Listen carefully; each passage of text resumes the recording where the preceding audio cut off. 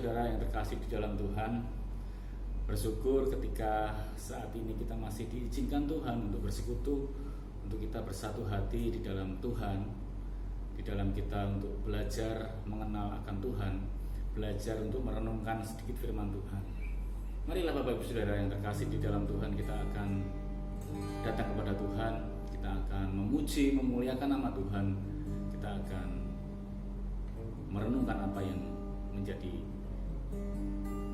berita kebenarannya.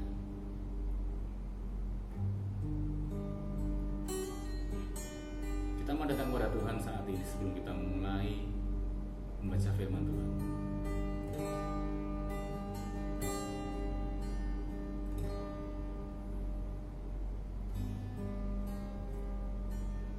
Burung pun kau perhatikan, dan tanganmu menjagaku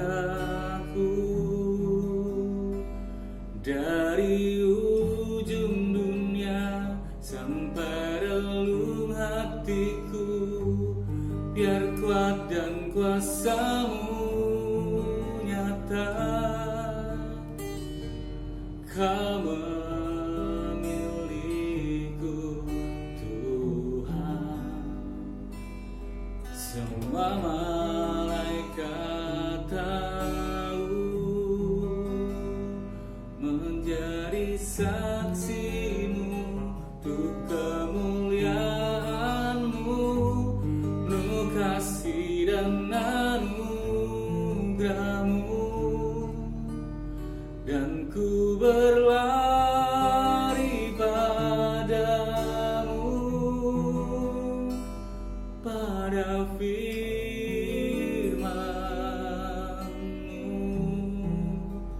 Bukan kuat, bukan gagah, tapi oleh Roh Kudus, ya ku kan berlomba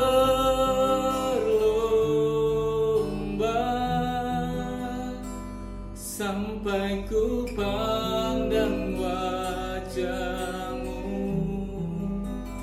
Ya ku hidup dalam kasih-Mu yang mulia.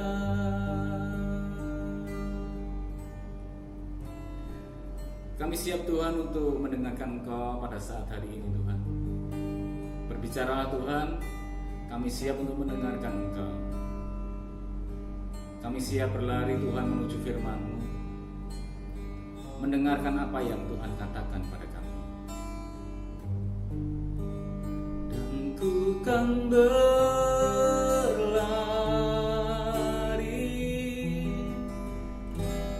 pada firman-Mu,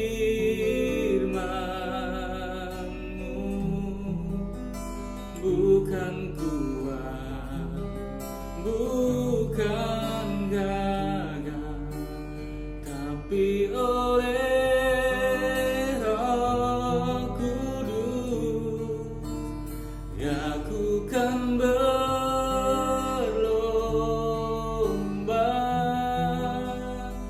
sampai ku pandang wajah-Mu. Biar ku hidup dalam kasih-Mu yang mulia.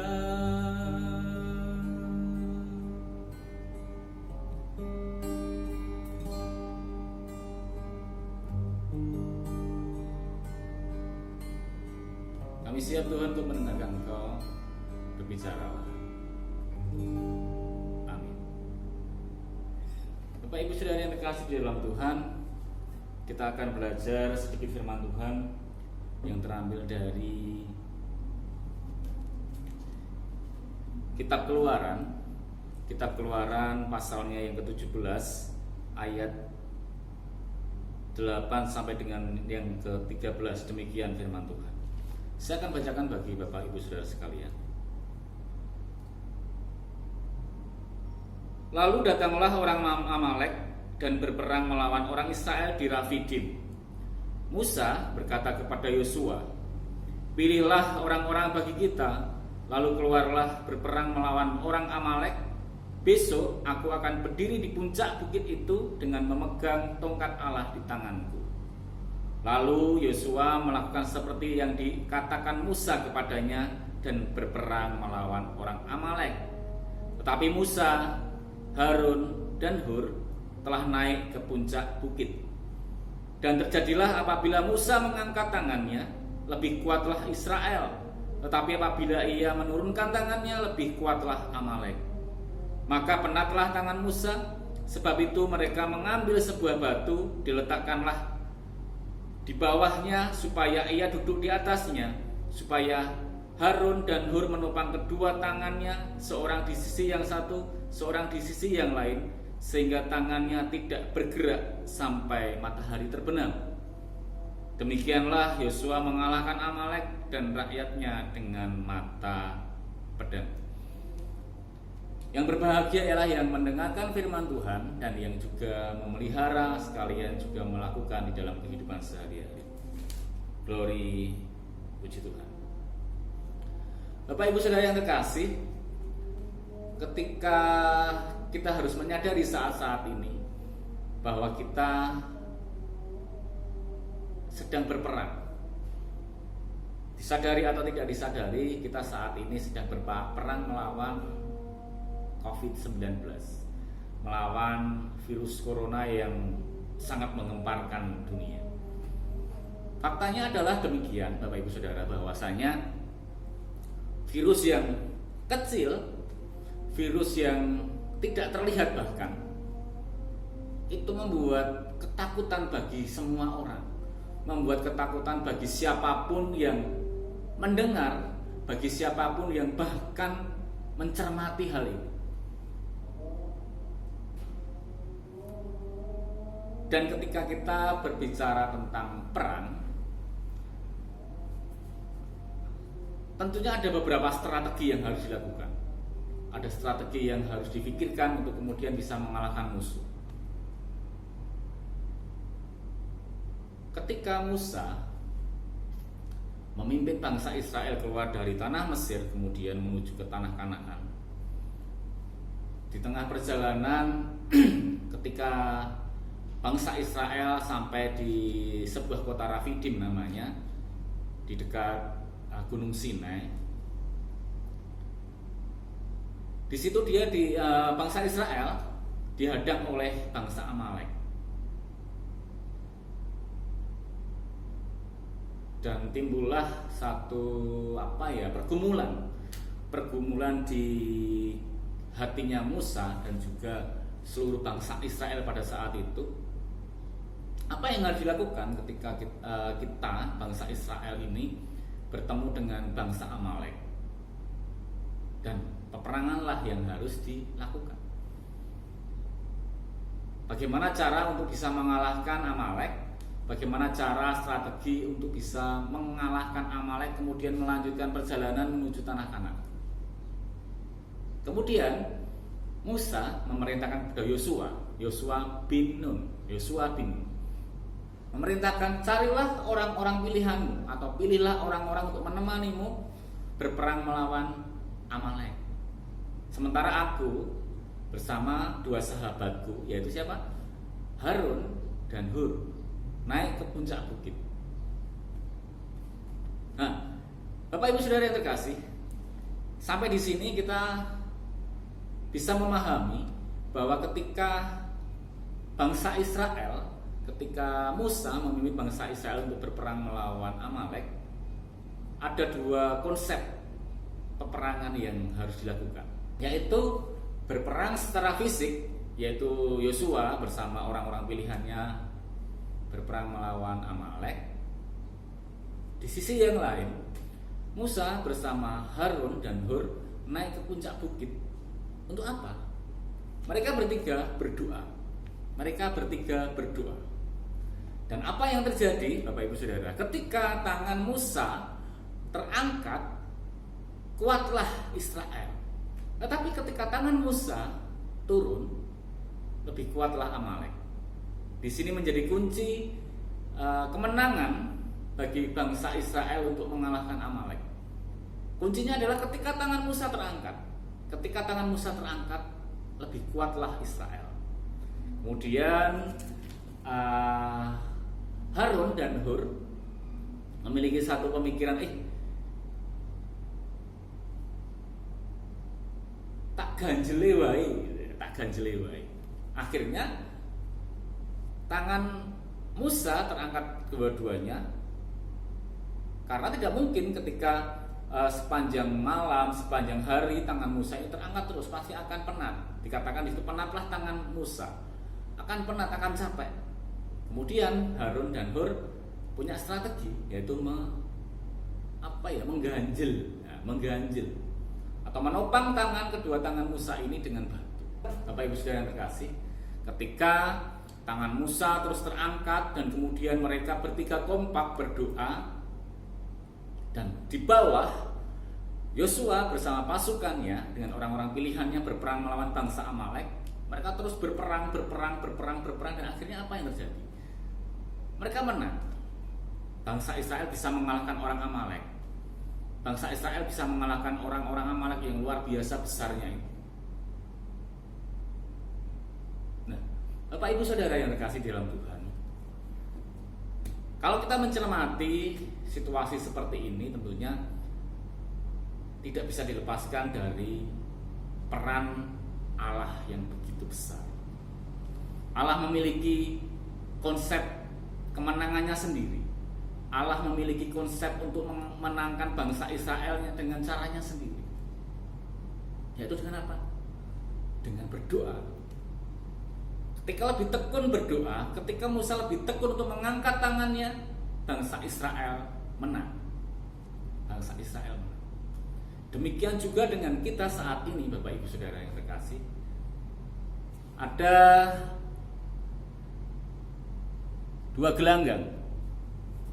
Ada dua gelanggang yang harus dihadapi oleh kita sebagai bangsa, kita sebagai warga negara, kita sebagai jemaat Kristus ketika menghadapi virus corona.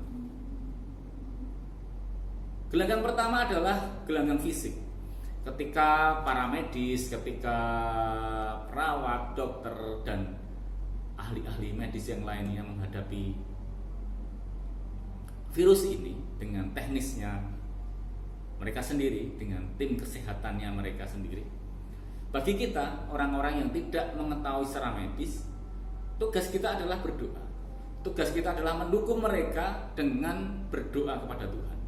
Tidak hanya berdoa sebenarnya, banyak hal yang harus dilakukan yang sudah dihimbau oleh pemerintah. Dengan diam di rumah, dengan pakai masker, dengan mencuci tangan setiap saat, dan banyak lagi himbauan.